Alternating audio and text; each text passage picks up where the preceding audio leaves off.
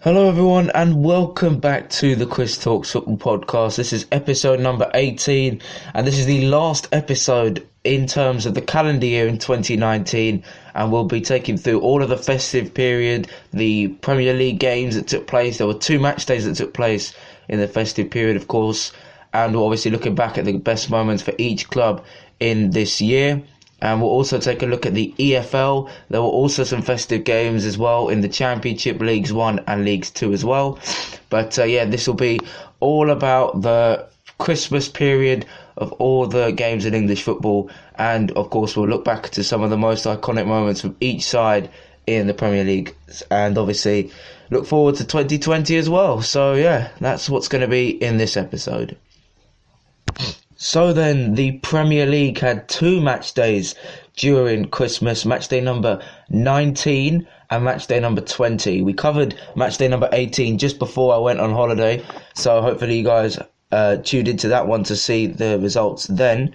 But this was all about 2 match days, and really, it looks like the title race could be over because Liverpool not only won both of their games during the festive period against Wolves and against Leicester, they also saw their biggest rivals, Manchester City, slip up in this festive period as well. They lost to Wolves, but despite their winning against Sheffield United, they're still at least in the hunt for European football. But Liverpool now are unbeaten. They've only drawn 1 game so far in the Premier League season, and they're on 55 points. It could be a possibility that they could maybe, reach the 100-point barrier. They only need another 45 points, which is 15 victories.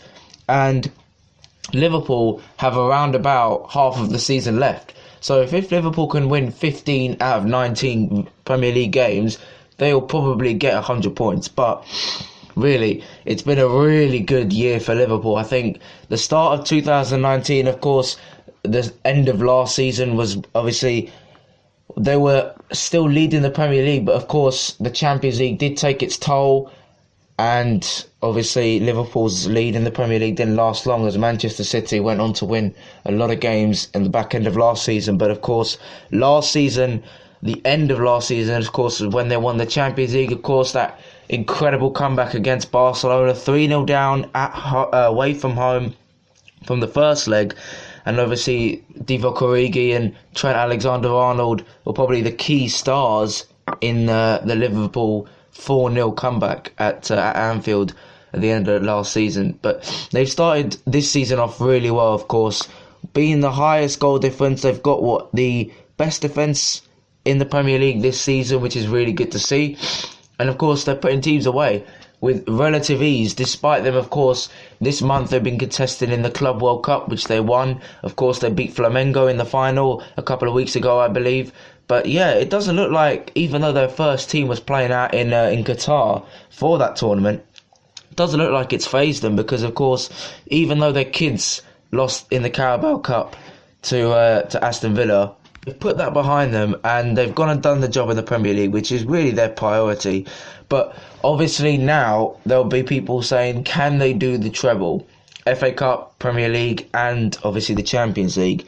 Now there is a possibility. Now, during as long as I've lived, Liverpool have not done a treble. I'm not too sure if Liverpool have ever done a treble. It could be the first treble in the club's history. I'm not too sure about that. But they are 13 points in front of Leicester. Leicester have actually only won 2 of their past 5 games, Leicester. We'll talk about them in a bit. But Liverpool really are looking like they'll win the league. But I think now that they're going to probably think more about the Champions League, because they do have a tough draw. And, of course, the Premier League, they'll probably think about reaching 100 points as well. But the win against Wolves a couple of days ago was hard fought, but in the end they got it done. And then win against Leicester, Trent Alexander-Arnold again starring for Liverpool. He's probably one of the best fullbacks in the world right now, Trent Alexander-Arnold. Now, I will get some stick for that, but I really do believe so. I do believe that Trent is now one of the best fullbacks in the world. Of course, his breakout season in 17-18, and he's just been an absolute rock at the back. And he's obviously assisted a few goals. Of course, he's got 6 assists this season, and 12 is his all-time Premier League record. So he could be well on the way to maybe matching or even beating that record if he can stay focused, which I think he will. I don't think he'll, drop off at any time. But yeah, Liverpool doing bits at the top of the Premier League, and yeah, it looks like for the first time in 30 years, it looks like the Premier League is finally coming back to Anfield, and yeah, it's going to be a historic season for sure for Liverpool. Of course, they'll probably reach 100 points if they continue this form. They're one of the main contenders to retain their Champions League, and of course, if you've won the double, why not go for the treble? Make it a record-breaking season for Liverpool. But yeah, obviously the two games we talked about were comprehensive wins for Liverpool. Second in the league is Leicester, and the team that Liverpool beat, I think, just before Christmas Day. Leicester, second in the league, of course, now. They're 1 point ahead of Manchester City. They've got identical records, Leicester and Manchester City. In their last 5 games, Leicester have won 2, Manchester City have won 3. But, of course, Leicester have had a draw in between those 5 games. But, yeah, Leicester, of course, got beaten by Liverpool 4-0 and then pretty much put their second team out against West Ham away from home and beat West Ham. And we'll obviously talk about West Ham and their troubles later on. But this has been a good season, and I think they're in the Champions League spots. They're 7 points clear of Chelsea in 4th. So if they can keep this up, they've got 18 games to go, as have Manchester City and Chelsea. They could do it. They could maybe potentially stay in the Champions League spots. In fact, all 3 of Manchester City, Leicester and Chelsea have got identical records in the last 4 or 5 games. They've all won at least 2 games. Manchester City have won 3, Chelsea and Leicester have won 2. But, Leicester are keeping up, and this is really good. But in the January transfer window, which is going to open in more than 24 hours, will they buy players? I mean, Johnny Evans has been a really good player. I think he's been the more underrated defender. Of course, Soyuncu at the back has been really good for Leicester this season. But obviously, Johnny Evans is getting on a bit. And I'm not saying that his age will definitely play a factor in how he plays, because he's still a really good high-class centre-half. But, in terms of strengthening areas, is there any area where they could be strengthened, Leicester? Maybe in the full-back position. Of course, Ricardo and Chilwell are playing really good. But obviously Daniel Amate isn't really being played a lot this time.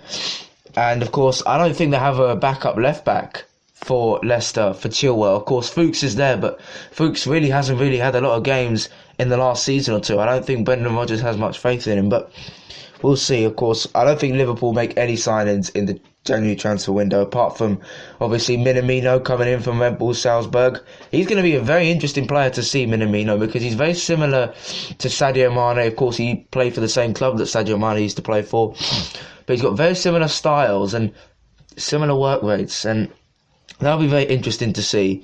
But yeah, Leicester will definitely take it. I think, again, I've said this time and again, making an absolute mockery of my pre-season predictions, where I predicted them to finish in 7th, not in 2nd. But for Manchester City, that is it now. The title race is over. 3-2 defeat at Wolves.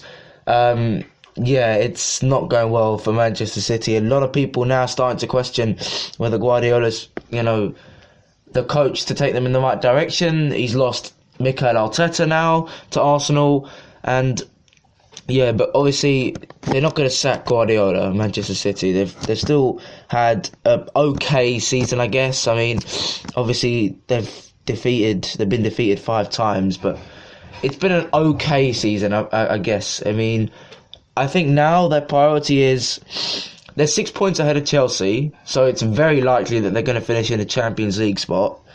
I think now they will probably look to focus on the Champions League. I don't think that Manchester City have any interest left in the Premier League. They'll probably look to maybe defend their FA Cup and probably go for the Champions League, because if there's ever a time to go for a Champions League in the situation that they're currently in, it's now.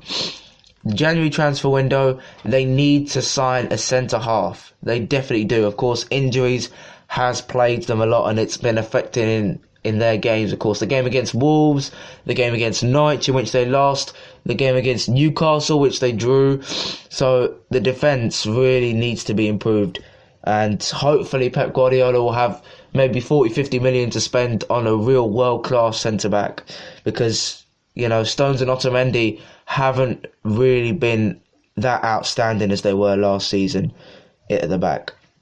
But speaking of Chelsea, they're 6 points behind Manchester City, 4 ahead of 5th place Manchester United.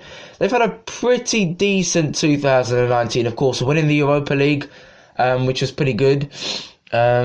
Beating Arsenal by 4-1, which means they qualify for the Champions League. I think they've overperformed in this season's Champions League. I really do. I think that given the amount of criticism that Chelsea had before the start of the season, saying, Frank Lampard it will be a good season if they finish in the Europa League. But he's done exceptionally well, especially the first bit of the season. And I do think now that the Chelsea fans have much faith in Lampard. He's given the younger players the chance, the likes of Abraham, who scored obviously a couple of days ago against Arsenal. What a win that was, by the way. Let me just touch on this game. Really good win. Arsenal took the lead, but then, 2 quick fire goals from Tammy Abraham and Jorginho gave Chelsea a 2-1 victory. There was a little bit of there was a bit of controversy. Was Jorginho offside or was he not? I don't think Jorginho was offside. I think he really was in an onside position, because if you look at the free kick, it swung in and Jorginho really isn't marked, and it's a mistake by Bernd Leno, which we'll talk about when we get to Arsenal. But I think the offside is it's nowhere near offside in my opinion. But Chelsea have had a good season, but of course in January they are allowed to make signings. So who will they buy? There has been a lot of speculation about Wilfried Zaha, 27 years old of course, so he still has time. He wants to go to a top 6 club, and he deserves it because Crystal Palace are doing reasonably well at the moment. And I think Zaha will be their number one target, Chelsea. I think Chelsea should go for Zaha. I think that front three of Zaha, Abraham and Pulisic would be a really menacing front three, especially in Europe, I think. But Chelsea, make no mistake, have had a really good season so far. And to get into the Champions League spots has been incredible. I know Chelsea have slid off in the past 6 or 7 games, but still, I think they've done really well. It was a good win for them against Arsenal. They had to bounce back after that 2-0 defeat to Southampton at home. They've lost to Bournemouth, they've lost to West Ham, and they've lost to Southampton. Their last 3 home games, and they've lost all 3 of them to teams that really they should have beaten by maybe 2 or 3 on paper. But credit to those teams that have beaten Chelsea at home. But it was a really, really damaging defeat for Chelsea. Manchester United are currently 4 points behind Chelsea. They're in 5th place, and Manchester United beat Newcastle by 4-1, and also Manchester United beat Burnley by 2-0 away from home. So a clean sheet in a couple of those games. So good recovery, I think, for Ole Gunnar Solskjaer. 5th place. He's really done well in developing the likes of Mason Greenwood. He scored, I think, against Newcastle, so it's a good job that he's done there. But on the whole, I think it has been a little bit of a letdown 2019 for Manchester United. I think that if you look at the start of the year, January, February, they were bossing it. I mean, Ole Gunnar Solskjaer came in, made the best start in United history, of course, knocked out Paris Saint-Germain in the last 16, but from that Paris Saint-Germain victory in the Champions League, it all started to go downhill, and especially the end of last season, they finished it really poorly, ending to a defeat by Cardiff City, who were relegated at that time. The start of the season, they looked like they, made some good signs. They picked it up, especially the 4-0 win over Chelsea, but it's been a little bit inconsistent. Manchester United, though, right now have only got 1 defeat in their last 5 games, which is pretty good, but I really do think that Solskjaer has turned a corner. I think the game against Spurs was the game that really, really turned the corner for Solskjaer, because not only did they beat a top 6 club, they went on to beat Manchester United the next match day after. And that's really got the fans going again. I think that, with the amount of points that they were behind their rivals at the start of the game, you couldn't have put a bet that Manchester United would win, but they've done well. They've had some good signings. I think they'll make some good signings in January, definitely. I think the likes of Rashford and Greenwood would be good strikers, but I think they'll definitely need a striker in the window, because even though Greenwood is young, he does need a little bit of development. I think that maybe the fact that they didn't sign Haaland would be a little bit of a downside to Manchester United, because of course Haaland has gone to Borussia Dortmund now. He's been transferred there, but yeah, they do need, I think, another striker, just so that Rashford and Martial maybe could have a little bit more support, because at the start of the season those were the only two players really, Rashford and Greenwood, that could play up front. But yeah, speaking of Manchester United, Tottenham are currently in 6th place, which of course is not where they wanted to be at this time of year, but it's been a pretty good 2019, you have to say. At least the first half of it has, because they finished in 3rd place last season in the Premier League, and of course they got to a Champions League final for the very first time. Didn't play well in that final, but a Champions League final is a really good occasion for any club. And the fact that, of course, Pochettino got sacked has dented the hopes really of top 4 for Spurs. They'll still try and do it for all their might. 5 points behind Chelsea is 5 points. They can bridge that gap. But I think now Tottenham, 1 defeat in their last 5. It's been okay for them. They drew against Norwich City, which was a little bit of a shambolic performance at the back for Tottenham. They beat Brighton, of course. They lost to Chelsea. Heung-min Son got sent off. Obviously, the talking point between the Tottenham-Chelsea game was the racist chants that were allegedly made towards Antonio Rudiger. But I'm not going to touch on that, because I've touched on the topic enough at the very start of the season with Tammy Abraham. But yeah, I really do think that Tottenham now should be able to pick up their form. Even though they drew against Norwich, it should be a reality check for them, because of course 1 win in their last 3 for Spurs. So yeah, hopefully on New Year's Day, first match of 2020, they get off to a good start. I think Spurs fans will see 2020, the whole calendar year, as a fresh start. They've got a good manager in Jose Mourinho. Yes, a couple of defeats here and there, but to quality sides in Manchester City and Spurs, in Manchester City and Manchester United rather. But yeah, I think that it'll be a fresh start. They can try and get back up to where they were in the Champions League last 16, where they faced Leipzig. So yeah, hopefully Tottenham can have a really strong end to the season and try and get into that top 4, because that is the target for them year in, year out.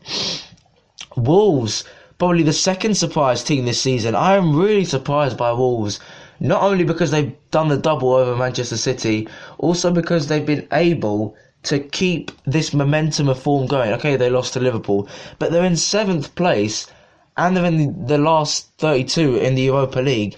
I haven't seen this for quite a while. I think if you look at Burnley when they were in the Europa League, they really struggled in this first half of the season a couple of years ago because of the balance between Europe and, of course, the Premier League.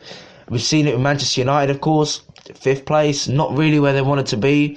If you see what else, Tottenham, I mean, no, I don't think you can really relate to Tottenham. Manchester United, I think, are the only team you can relate to them.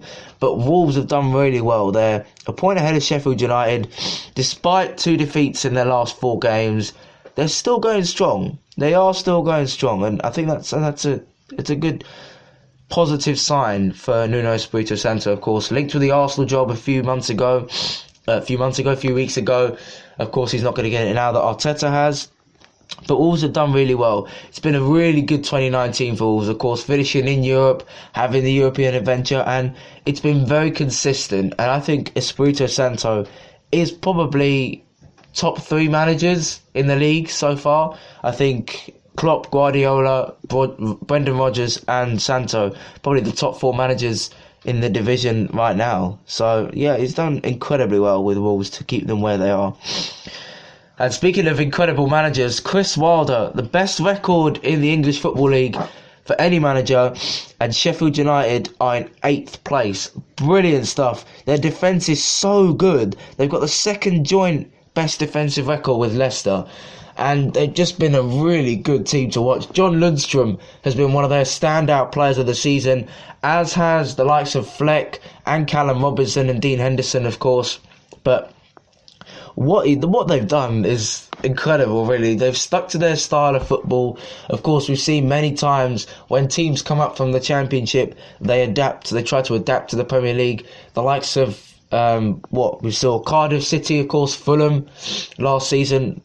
But with the likes of Wolves and Sheffield United, they haven't done that. They've stuck to their own style of football, and it's paid off. They're both inside the top 10, and it's been a really, really good season so far for Sheffield United. If they can maintain this and stay and finish inside the top 10, it'll be one of the greatest seasons in the club's history, surely. It's brilliant. I mean, 3 years ago, this club was in League One.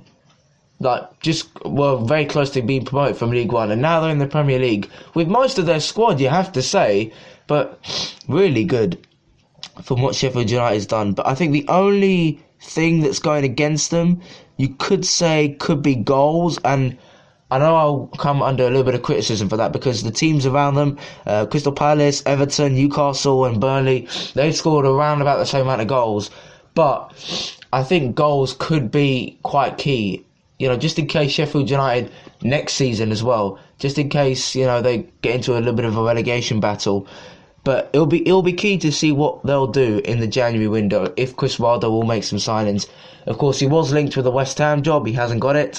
But yeah, Sheffield United drew with Watford 1-0 and of course lost to Manchester City away. I kind of expected that, to be fair. But it's still been a good season. It's also been a good season so far for Crystal Palace. Crystal Palace are now, unbeaten in their last 2 games. They've only lost once in their last 5. This is a really good run of form for the Eagles, and even though they haven't really got a lack of goals, Jordan Ayew scored a worldie against West Ham, a good solo goal, getting past a few West Ham players that really put the nail in the coffin for them pretty much. But they've done really well, Crystal Palace. I did not predict them to finish in the top 10. Definitely not. Of course, Wilfried Zaha has come back to his really sparkling form in the last few weeks, so that's good to see. Also, Jordan Ayew, of course, scored against Manchester United in their famous 2-1 victory, and of course he scored a brilliant goal against West Ham.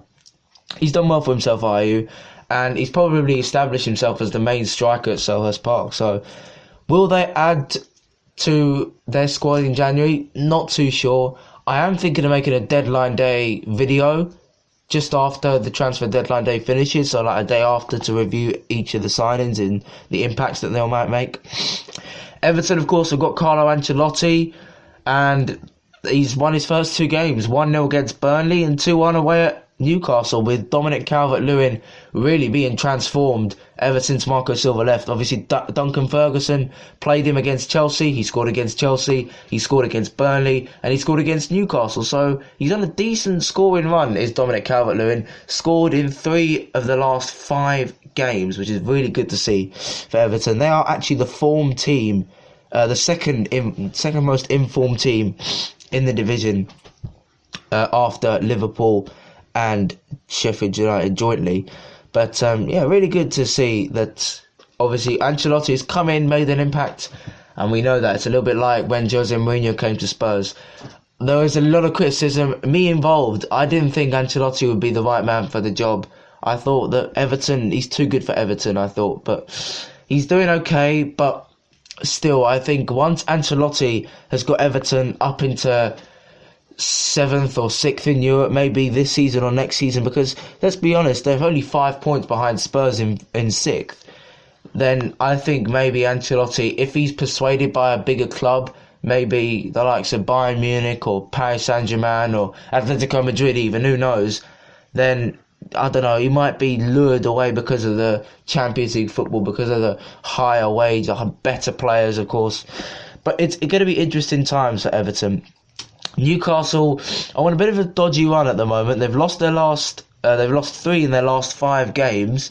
They lost to Everton at home, and also they lost to Manchester United away. But you have to say that Steve Bruce has done a pretty good job. I think the whole of 2019 for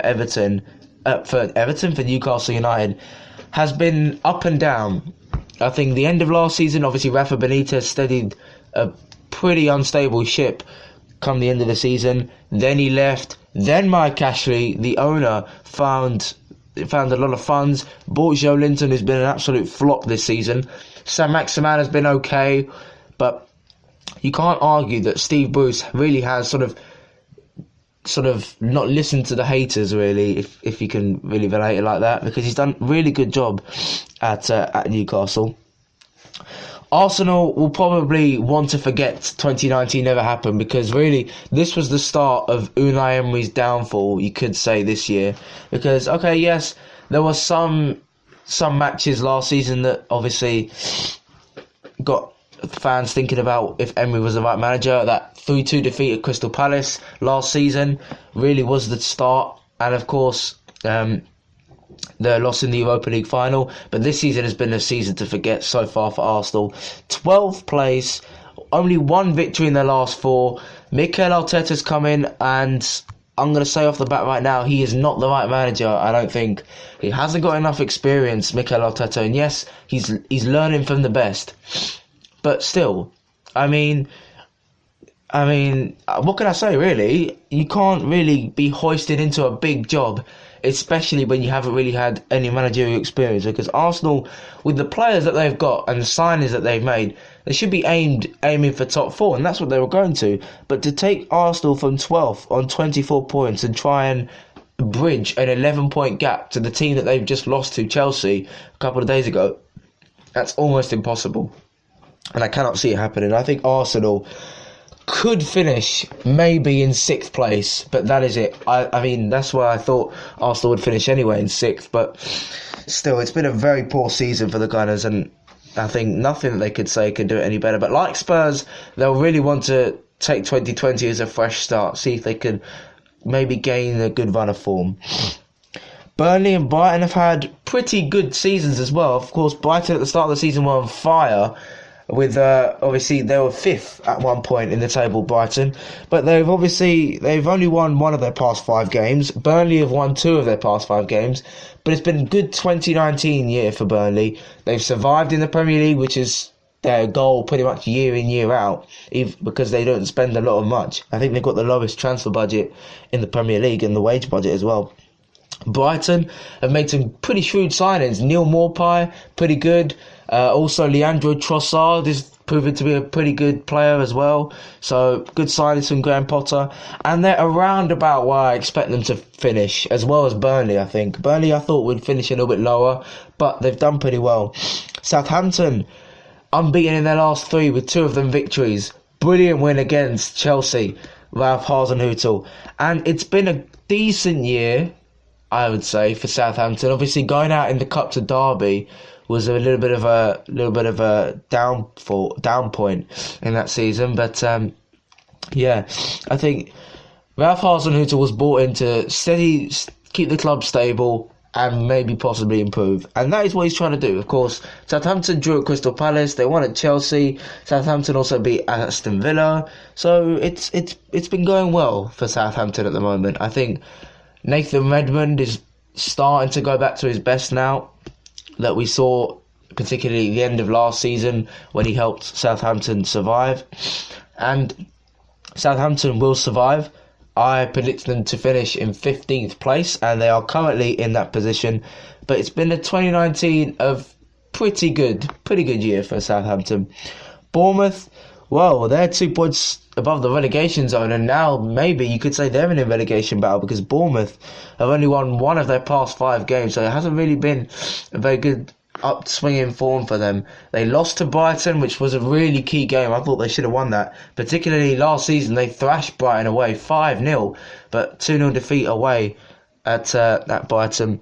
They got a decent result against Arsenal, but I think Bournemouth really do need some signings in January, because they have a long injury list, especially at the back. They need good signings at the back. And we've seen this time to time. Bournemouth will probably go looking for the Championship, the likes of maybe Josh Brownhill from Bristol City, other Championship players that they'll probably look for. I think that's probably one of the main key targets for Bournemouth, Josh Brownhill in their midfield. But Jada Silva as well at the back, you could say could be a good transfer for Bournemouth from Bristol City as well.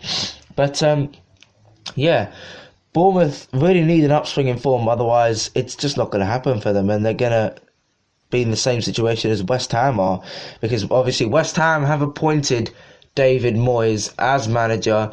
My opinions now, the last 5 years rather, has been one to forget for David Moyes. Failed at Manchester United spectacularly, failed at Real Sociedad spectacularly, failed at Sunderland spectacularly, and West Ham, okay, yes, he guided them to 13th. It was a bit of a meh time for West Ham, but he's come out recently and said that that's what I can do, win. I don't think Moyes will last very long in the job. Maybe it'll probably be the same as when he last got the job in 17-18. He'll probably stay to keep West Ham afloat, and then West Ham might appoint a better manager. But yeah, I thought they should have maybe appointed Chris Wilder, because even though they're doing bits with Sheffield United, Chris Wilder, if they paid him the right amount of money, I think they could have bring him to the club, but it is what it is. The ownership, of course, Golden Sullivan has come under a lot of criticism in the last couple of years with the signings and the manager appointments that they've had. And this just isn't going to increase the pressure. I think that they haven't made the right appointment, but we'll see. I mean, the defeat against Leicester is second side, really. I mean, they didn't have Jamie Vardy playing against West Ham. So that's because, of course, Vardy's wife had a baby, so congratulations to her. But yeah, West Ham are in a relegation battle, 1 point ahead of Aston Villa. And speaking of Aston Villa, it's been a decent year for Aston Villa, of course, promotion from the Championship, 1 win in their last 5 games. They need to, they need to sign players. They pretty much spent all their transfer budget. And this is the thing, when newly promoted sides come up, this is pretty much the same situation as Fulham last season. They spent a lot of money, Aston Villa, and it hasn't worked. It hasn't worked because they're taking too long to adapt, and none of the signings that they made are particularly okay ones. Douglas Luiz, I've never seen him play for Manchester City before. Also, Wesley, he played in the Belgian league. I mean, come on. And also Trezeguet from a Turkish club, really.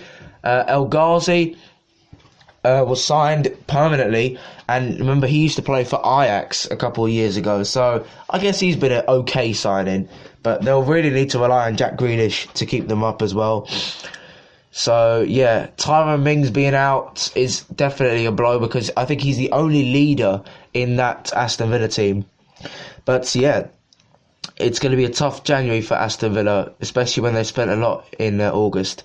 Watford, they're on a resurgence. Nigel Pearson, 1 defeat in their last 5 games, and that was to Liverpool, which they could have potentially got a draw out of.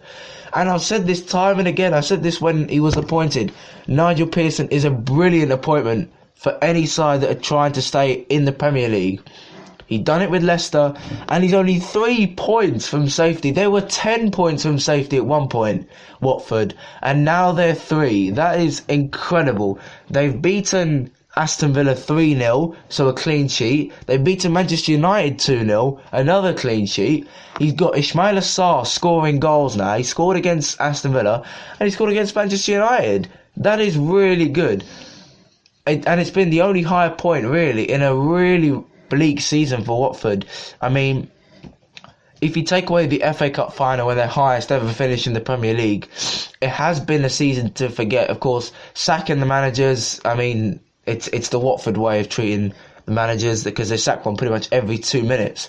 But yeah, I mean, whatever happens, do not sack Nigel Pearson the start of next season. Do not, otherwise your club will implode.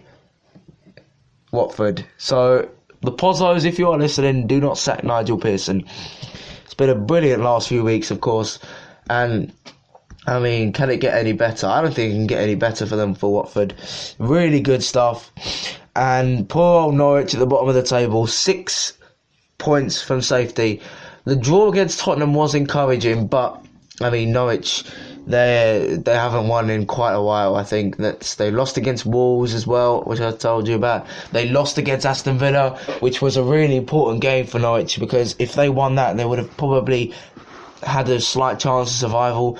Timo Pukki, as good as he is for the team, probably will be gone by the end of the season, maybe, because I don't think his goals will be enough to keep Norwich in the league. And that's the thing. Norwich and Aston Villa, I predicted to go down. And what I said is coming true. Norwich have not spent a lot of money.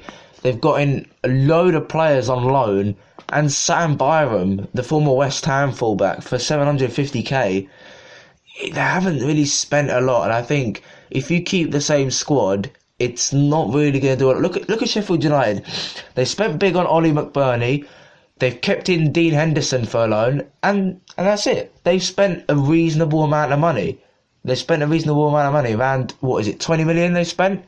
And it's been pretty good. It's been very good for Sheffield United. But for Norwich, I don't think they've spent more than a couple million. So that's why they're going down. But it's been a good year for Norwich, I think. The victory against Manchester City, maybe the greatest of all time in their history, Norwich. Their 3-2 victory against Manchester City. This result as well against Tottenham was pretty decent as well. Obviously, playing like Barcelona in the Championship last season that got them promotion. So it's been a pretty good season. And I think they've stuck by Daniel Farke, and that is very good because, of course, they can, even though if you're promoted from the Championship, you go on one bad run of form, it could be game over for you for some managers. But it's been really good to see that Norwich have had some really good highlights this season. But yeah, that is it for the Premier League then. Now we will go on to the Championship. And of course, the top two in the Championship are now West Brom and Leeds. And Leeds beat Birmingham City away from home in a 9-goal thriller. Probably one of the Championship games of the decade. I mean, a lot of people will say, oh, but what about Villa and Forest 5-5? This gives it a big run for its money. 5-4 to Leeds United. Brilliant stuff. Those two teams are definitely getting promoted. They're 9 points in front of Fulham in third place. We've had a little bit of a resurgence now after 2 defeats in a row. They're now unbeaten in their last 3. West Brom lost, of course. It's only 1 win in 5 for West Brom.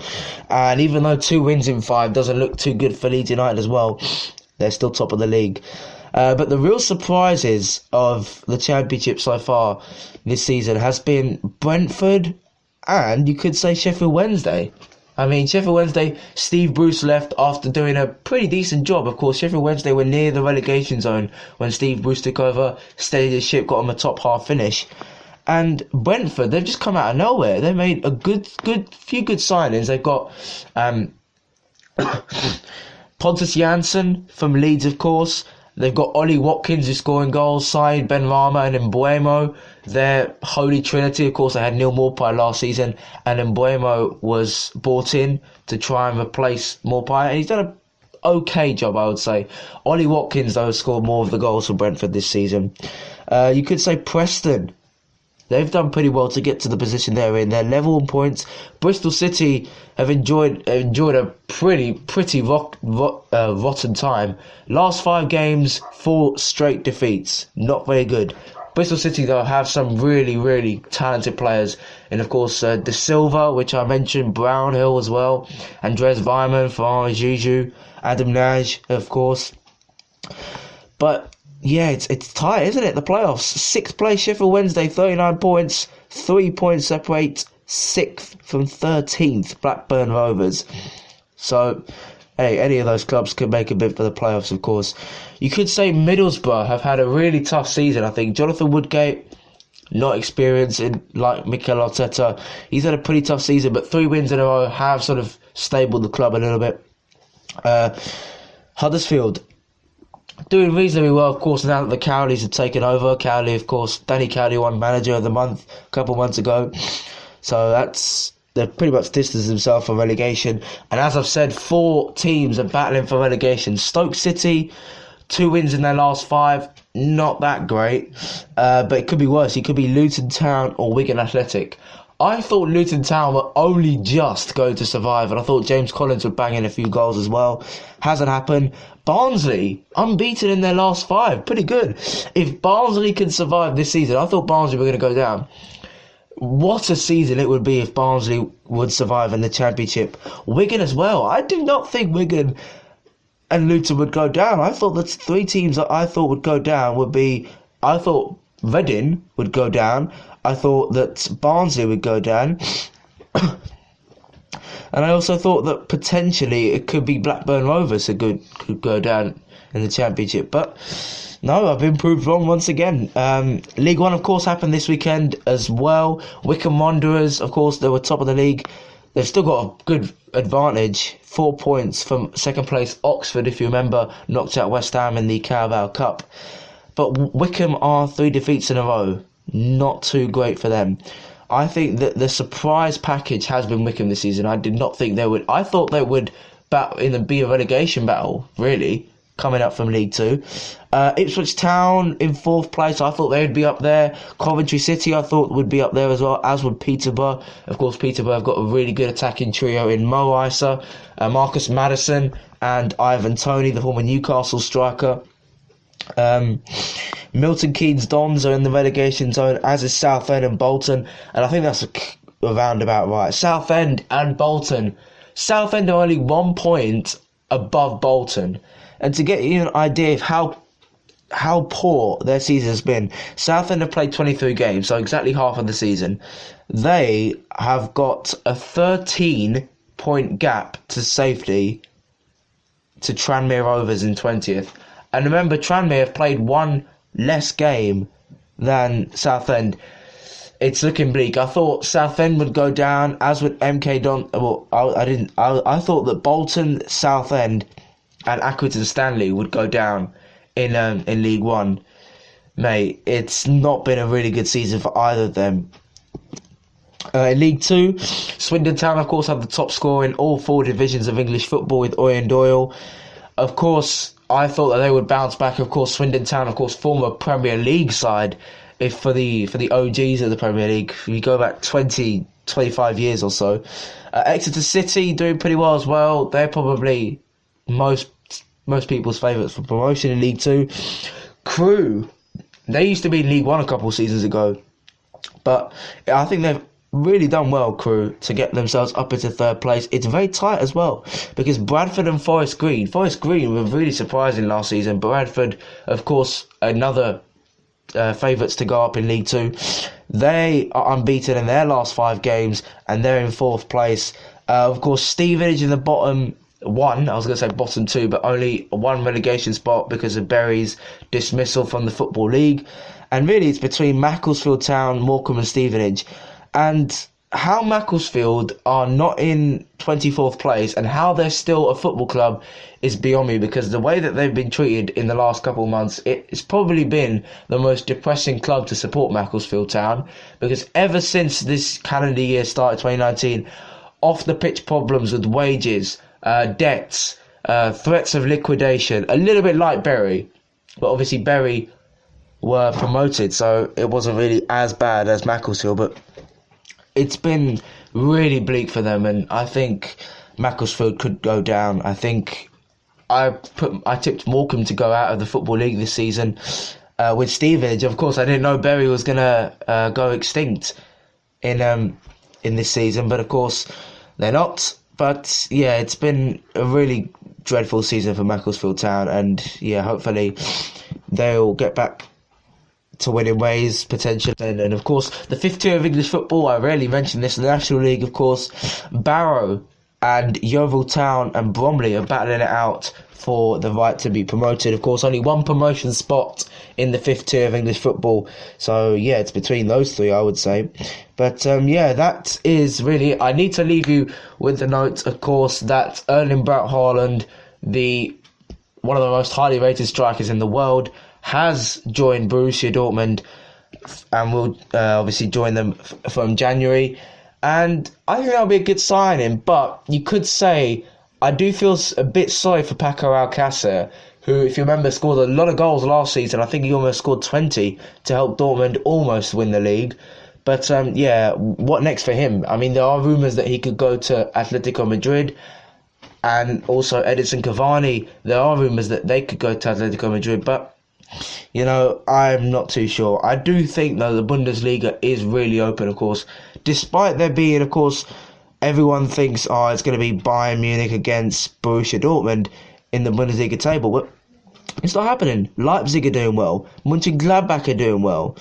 and it's really open, and I can't wait to see the end of the season for the Bundesliga, because it will definitely spring up some surprises. Maybe another Leicester fairy tale dream for arguably the most hated club in Germany, Red Bull Leipzig. I don't know why they're hated, but that's just the way it is. But that is it for this episode. That's it for this calendar year. I really hope you have enjoyed, of course. And yeah, I will see you in 2020, probably a couple of days into 2020, when I do this series, episode number 19 again.